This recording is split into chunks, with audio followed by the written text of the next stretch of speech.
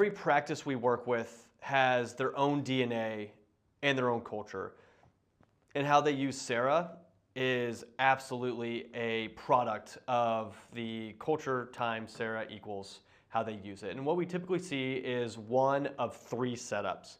The most often we see what we call the therapist-driven setup, where the therapist is using SaRA as a part of their daily workflow and using that to collect data, engage with their patients, and build those stronger relationships.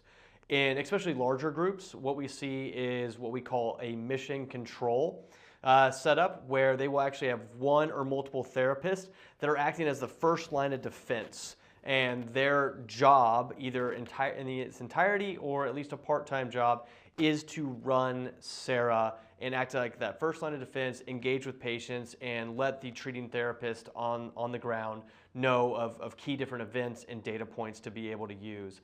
The third model, which granted we don't see as much, is probably the least, I guess, popular today, is what we call the clinic champion. And this is where one person in each clinic is responsible for running SaRA, both from the care delivery side and from especially on the billing side as well. And this person typically has anywhere from 30 minutes to 90 minutes a day set aside in order to be able to give them time, in order to be able to engage with patients, do the phone calls and other things as is driven by the patient to be able to do, as well as make sure that the practice is staying, as we like to call it, good billing hygiene for when these codes are billable.